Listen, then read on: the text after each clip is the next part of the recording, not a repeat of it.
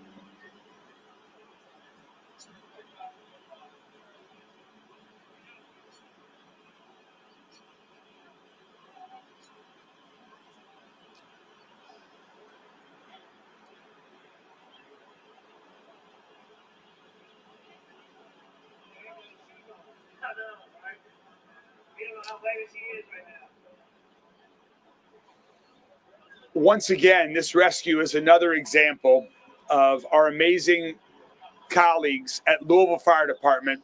And Chief, I just want to thank everyone on Louisville Fire Department, all of you and your colleagues, for that amazing work once again on Sunday, where the world sees the great heroism that you all exhibit every day. It took about 30 minutes, and amazingly, the driver was uninjured in this effort. Thank you all incredibly much. Thank you all so much. I also want to thank dispatcher Martina Werner, who is with us here today. Martina took the call from the driver and calmly dealt with him and helped the driver through this challenging situation when he literally thought he might be losing his life, to help him stay calm and focused and with her during this period of time so that he was safely rescued. Martina has been with Metro Safe for 3 years. She's a member of the National Guard as well. And Martina, thanks to you and all of your colleagues at Metro Safe for what you do on a daily basis.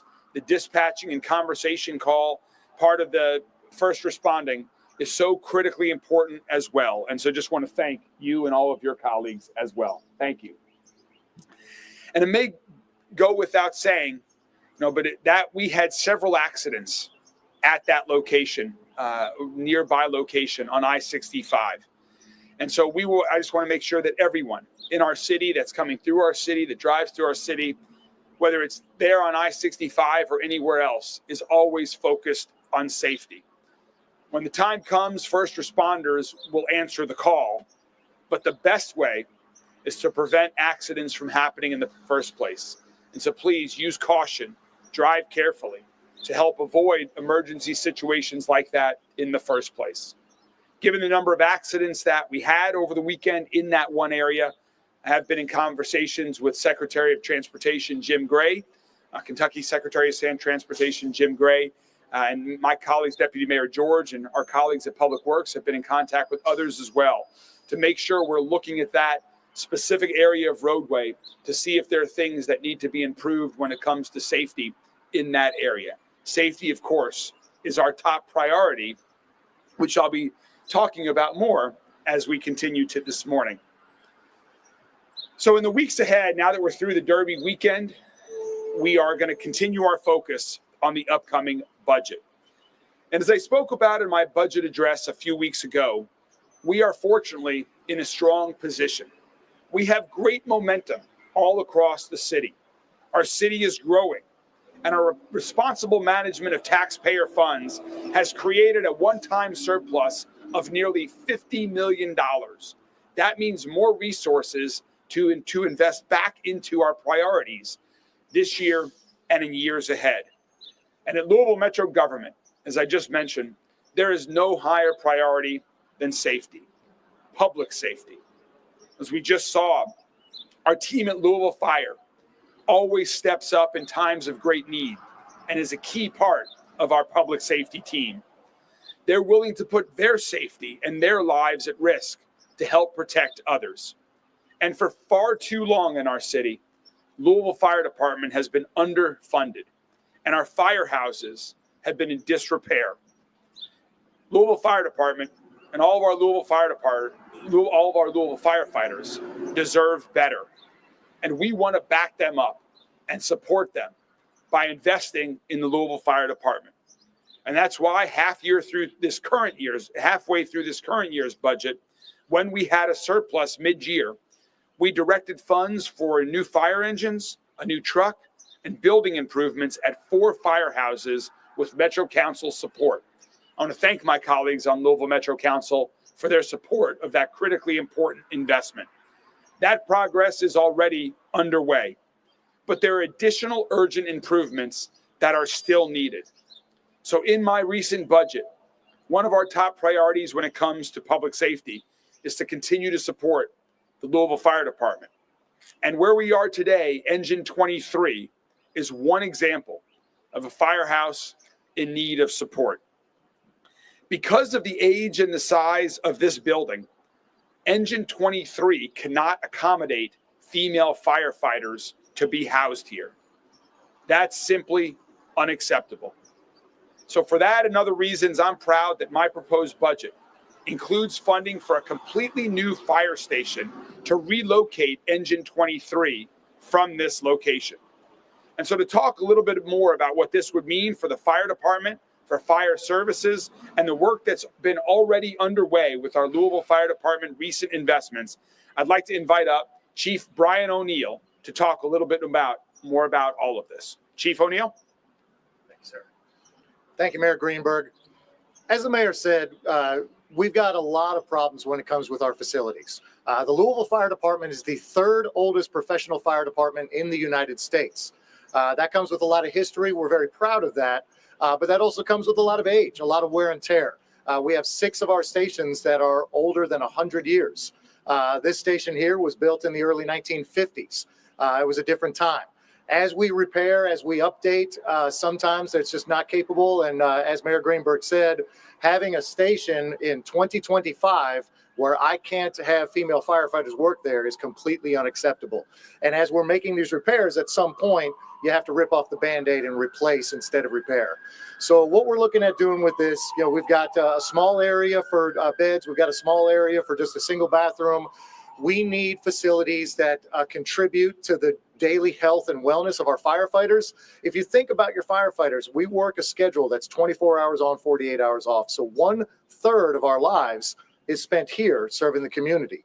And we want those to be modern facilities that contribute to their health and well-being. We need workout space. We need gender neutral areas so that basically unisex bedrooms, bathrooms, so that everybody can feel safe, comfortable in this environment that they're at for 1/3 of their lives. We've made great improvements. I cannot thank Mayor Greenberg enough.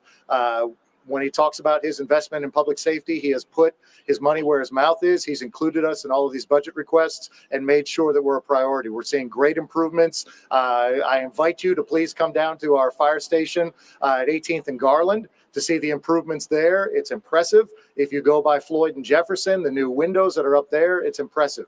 We're making changes and we're continuing to press forward. Thank you so much, Chief.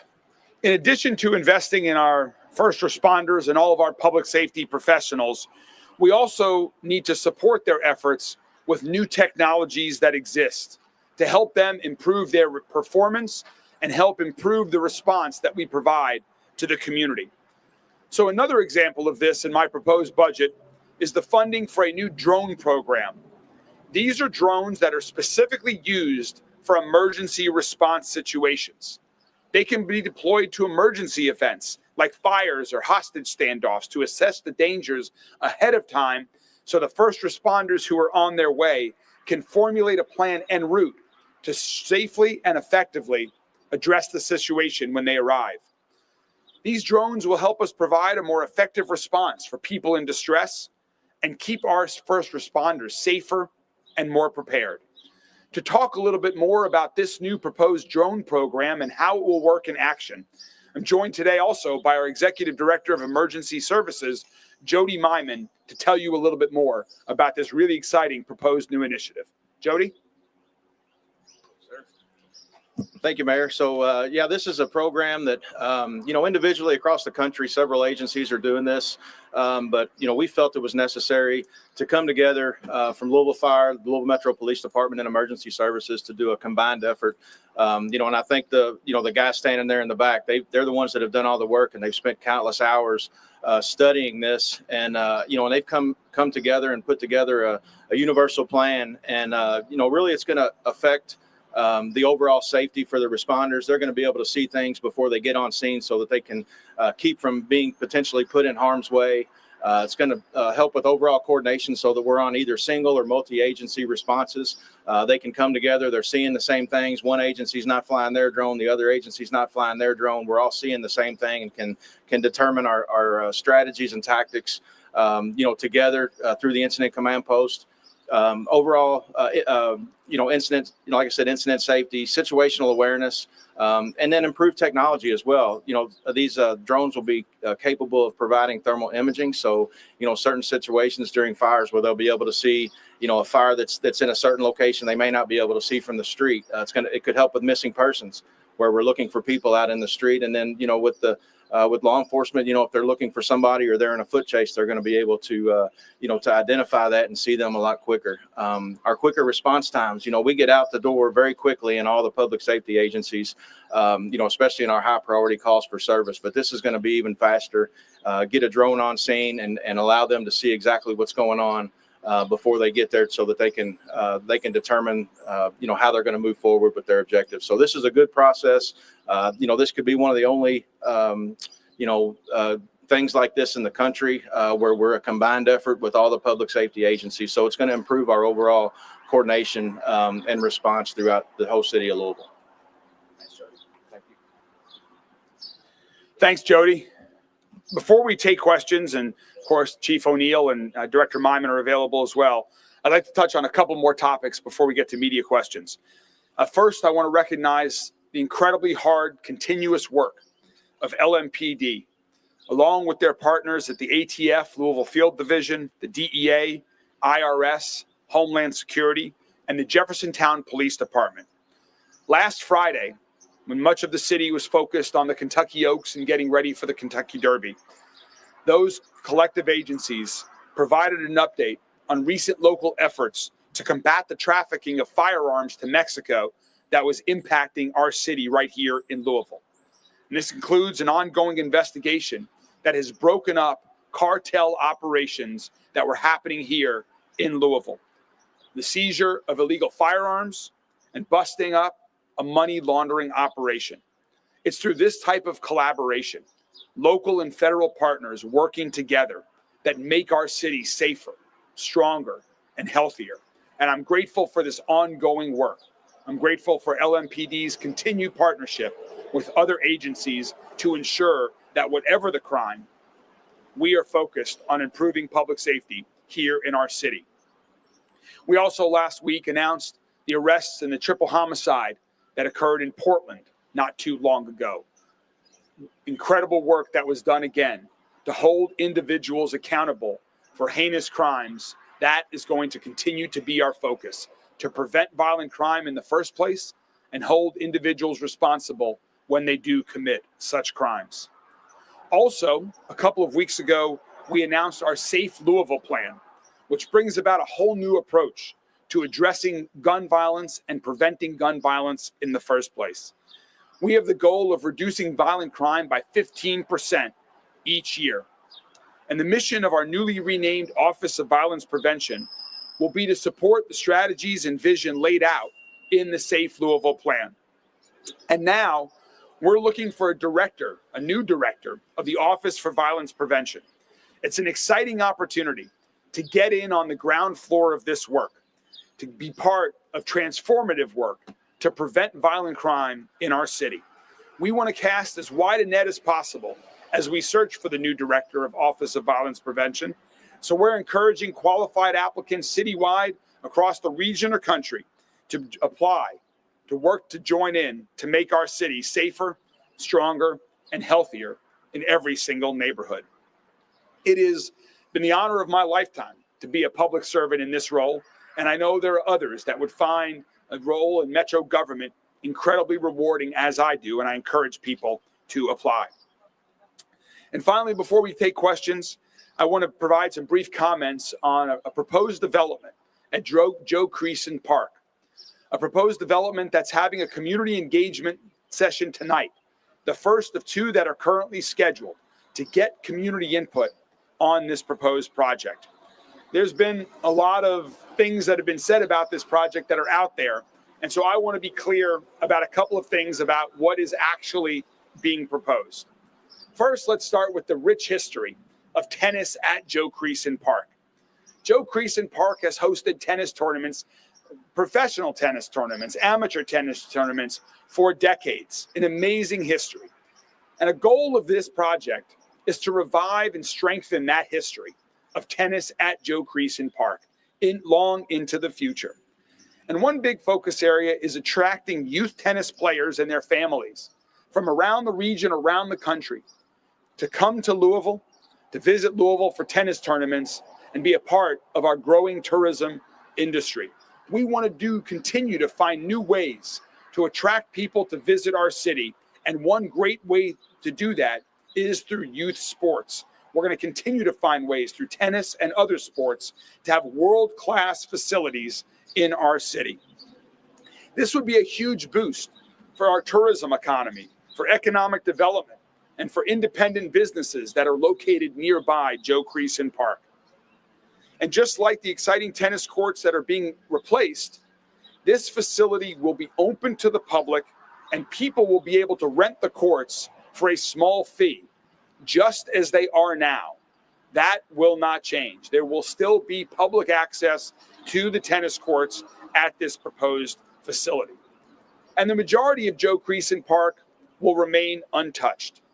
As you all know, I love to run. Joe Creason Park, I've had some great runs in that park. Those runs, those walks, those opportunities for Frisbee, for picnics, for so many other things that happen at Joe Creason Park will continue to remain. This plan will mostly be built on top of what are currently parking lots and tennis courts. There is a small area of the park around the lots and the courts that are being proposed to have buildings on them. But for the most part, this is being built on existing tennis courts and parking lot space. Additionally, this is being proposed by a nonprofit organization. This is not a for-profit initiative. There's been a new 501c nonprofit organization called the Kentucky Tennis and Pickleball Center that has been formed to lead this initiative. So again, this would be a partnership between Louisville Metro government and a nonprofit organization. And Louisville Metro government has similar arrangements like this that long predate me becoming mayor, like with Lou City and the training facility and soccer fields inside Champions Park along River Road. A very similar proposed arrangement here. So the opportunity to improve facilities, to attract people to our city, to continue to maintain the quality of this park are all reasons why I've been supportive of this initiative. I'm also incredibly supportive of listening to our community. And that's why I'm excited for tonight's section, for this next session, and for more if necessary, to hear ideas and feedback from the community of how this project can add a positive value for everybody involved. And I know the proposed developer is committed to an open process. We are as well. We want to hear from the community about this project and other exciting things that are happening all around our city right now. And with that, happy to take any questions on any topics that the members of the media may have. Sure. A couple questions about just the firehouse improvements in your budget. You had $800,000 allocated for firehouse improvements, $2 million for apparatus replacement. Are those increases from previous years? Yes, and also when it comes to this facility, also we're proposing to fund the new firehouse to replace engine 23 over the next 2 years. So about half is proposed in this year's capital budget, and the additional half would be proposed in next year's budget. Chief, are there other things about those other line items that you'd like to talk about? So those two line items are pretty much the normal. So that 800,000 is for our typical year to year for just maintenance, facilities, all the things that we need to do to keep all of our stations. We have 21 stations with 26 companies. We also have a couple of other facilities like our shop. So that $800,000 what goes to that. That additional $3 million is to go towards the building here. Right. And do you guys believe that's enough to build an entirely new firehouse right now? That's enough to get it started. So there's a lot that's going to go into that. You have architectural design, you have land procurement. Obviously, the city has a lot of land. We are working with a computer software program that will help us make sure that we have the exact right spot. If we move this station even just over there, that will affect the response for the Portland firehouse, because it's an entire matrix. So we're working with this company to make sure that the spot that we have is going to be the best possible. But we do believe, just to clarify on that question, we do believe that the combined $6 million, $3 million this year and $3 million next year, that combined $6 million will be enough to pay for the all-in cost of the new firehouse in this area. Absolutely. Chief, why this company and not one of the 100-year-old stations? Specifically because this company in the year 2025, this station cannot accommodate females. And that's just unacceptable in our current day and age. We've got, and like I mentioned earlier, I invite you to some of those older ones that are old that we've updated. We've just completed an update on engine 17, 18th and Garland. It's right by Brown Foreman.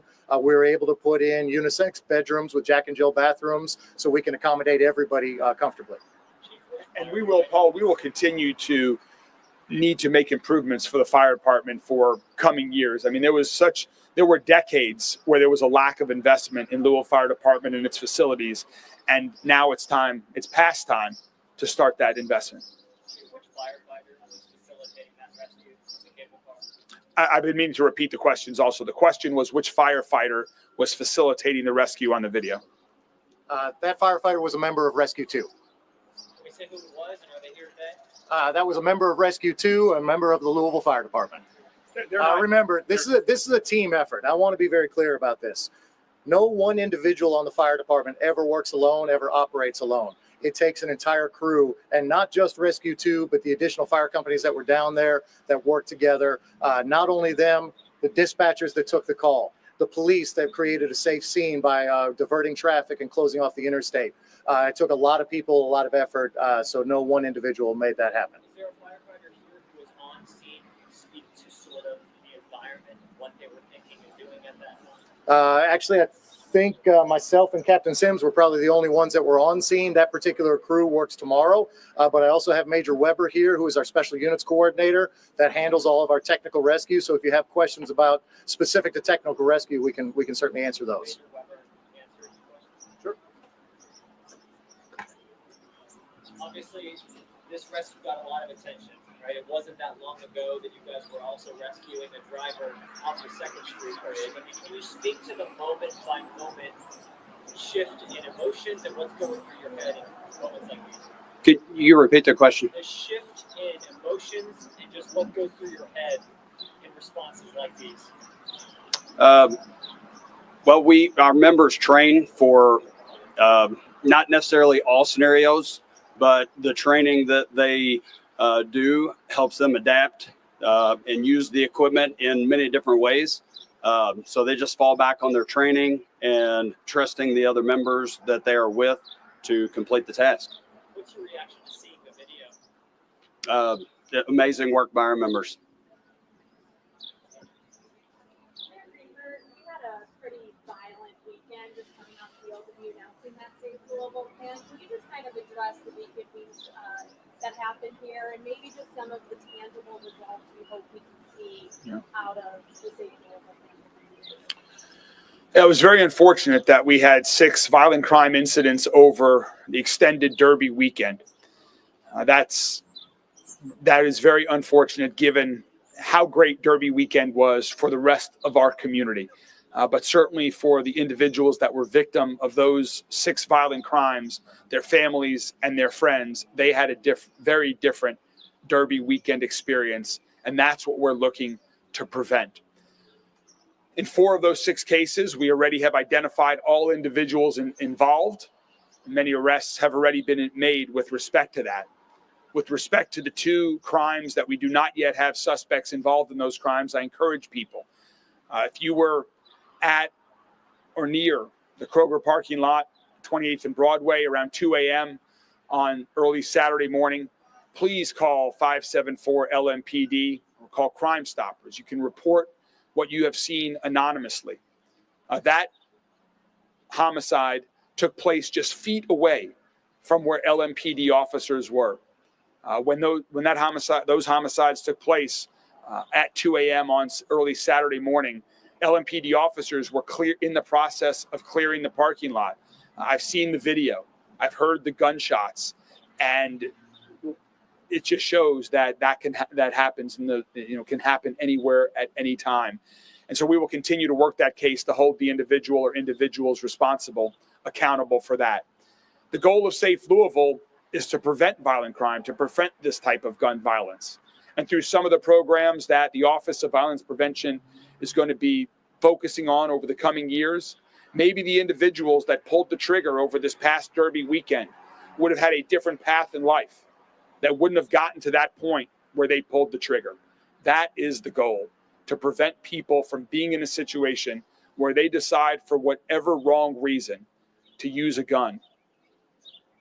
Mayor, we see a court filing from Friday. The 6 attorneys, Civil Rights Division of the DOJ. Seems like they're not there anymore. They're definitely no longer on this case. What does this mean for the consent decree? The question was about the fewer number of attorneys that were on the filing recently with the United States Department of Justice with respect to the consent decree. And we are ready, regardless of what the Department of Justice decides to do. We are ready to proceed with continuing to make the reforms and improvement that Chief Humphrey has been leading for several years on LMPD. We are ready to proceed with an independent monitor, even if the DOJ decides not to proceed with this consent decree or the court decides that. And we are ready to proceed with an opportunity for community engagement throughout this continuous reform and improvement process. So we are ready to proceed regardless of what the court and Department of Justice decides to do. I am ready for a final decision so we can provide clarity to the community on that path forward of exactly on how we are implementing the reform, on exactly who the independent monitor is, and exactly the format of community engagement so we can continue to bring this community together working with LMPD. Hopefully that too will help work to prevent violent crime. Mayor, with respect to Paul Killebrew was somebody that you became very familiar with. He was at the community sessions. He built relationships with these people. He was in court arguing for the DOJ with Judge Greenberg just in jail. I mean, for a community to see that, what does that mean for the agreement? Some fear that means all this progress is gone. The question about is what does it mean when someone like Paul Killebrew is no longer part of the team, who's been in this community, who's worked with us directly. I think those are all very fair questions, Isaiah, and those are questions that should be directed towards the federal government. What I can tell you as mayor of this city, as the leader of Louisville Metro government that includes LMPD, is here in Louisville, regardless of what this administration, regardless of what the U.S. Department of Justice decides, regardless of what federal judge decides, Louisville Metro government and LMPD will continue the work of reform and improvement to LMPD. We've been doing that work for years, and we will move it forward with specificity, with a specific plan that the community can hold us accountable to meeting those goals that we put forth, with an independent monitor that will oversee the implementation of that plan, and with a formal process for community engagement. Regardless of what the federal government decides to do, regardless of what the judge decides to do, locally, that's what we will do. And I'm just ready for clarity on this. It's time for a decision to be made at the federal level so that we can give this community clarity. As Mayor Greenberg, do you agree with President Trump's decision to The question was, do I agree with the order, the decision to issue that order? No, I do not agree with that decision. But what I'm focused on is this community and how we best move this community forward. And it's through the reforms, regardless of the format. The key is the reforms. What is being done to improve our policing, to improve our relationships with the community every day? And I'm confident that even if the federal government decides to step out of that, if the judge says that's not going to be required, we will do that on our own with an appropriate format in place. Regarding Fire Officer Justin Vermont, I think his actions were deemed misconduct, but not sexual harassment. Do you think that's appropriate, or do you have any reaction to that? The question was about Officer Lamond and the discipline that he was recently given. Let me answer that this way: that I am pleased with the progress we have made over the past year at LMPD. This is one of the many reforms and improvements that we have made, is when it comes to dealing with issues of sexual harassment. We have changed our policy at LMPD on the definition of sexual harassment. We have made it easier for individuals who believe they are victims of sexual harassment to report that through many different channels, so that they have comfort that they can make those reports without any fears. And also, over the past 6 months, Chief Humphrey has terminated 3 individuals on LMPD for unacceptable behavior. So there have definitely been problems in the past. We have been focused on moving forward in a new way. And I'm pleased that we changed the policies. I am pleased that we have more reporting, and I'm pleased that Chief Humphrey took action and fired 3 individuals just in the past 6 months for conduct that is not acceptable on LMPD or anywhere. Do you know why the investigation took a full year?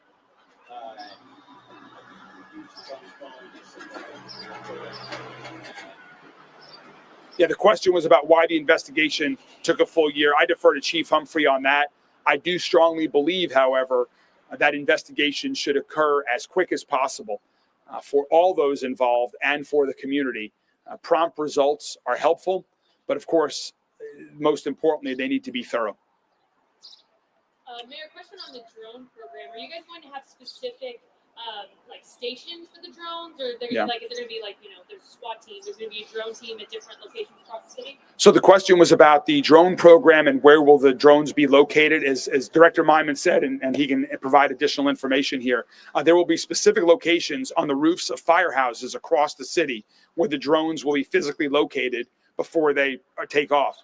There will be a central command station for all of the drones that will support all of our first responder agencies. So the drone program is sent just like 911 dispatches for fire and for LMPD and EMS. This drone program will have a central command that will be in close communication with LMPD, with the fire department. Okay. You talked about speaking with Secretary Greenberg about 65 corridor. Anything you can share about what you guys are considering or what you would like to do over there? Yeah, the question was, I mentioned that I had spoken with Kentucky Secretary of Transportation Jim Gray about I-65 South, and just to focus on safety for all of us to revisit that to see if there's additional enhancements that we can do. We're looking into, first of all, the cause of these accidents that did occur. Was it related to weather? Was there driver issues? Why did they happen?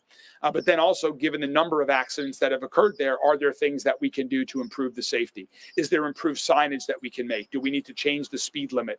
And so right now, our public works team is going to be in conversations with KYTC, who's in the lead role, overseeing that stretch of highway in our city, to make determinations over the coming days and weeks. We'd like to make some decisions quickly on that. Safety is, of course, of paramount importance. Excellent.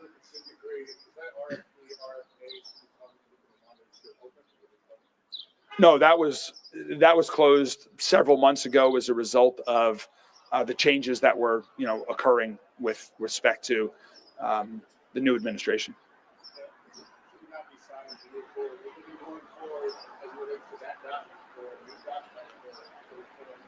Yeah, I will say what I said in response to Isaiah's question earlier. I'm committed to a very specific plan on reform and improvement that we will provide to the community, on moving forward with an independent monitor, and having a process for community engagement. We are ready to go if and when the judge or the U.S. Department of Justice makes the decision. Until that point in time, we are still advocating for the existing consent decree to be approved by the federal judge. If that doesn't happen, we're ready to go. I'm hopeful we can get clarity on that sooner rather than later. That's what the community deserves, and that's what we want to provide, is that kind of clarity. One more question, if there is one. All right, well, thank you all very much. Have a good day.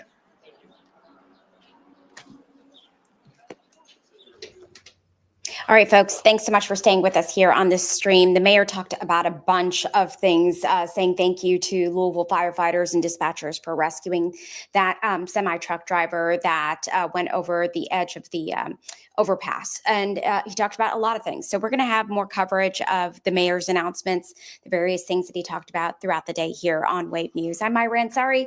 Hope you have a great day.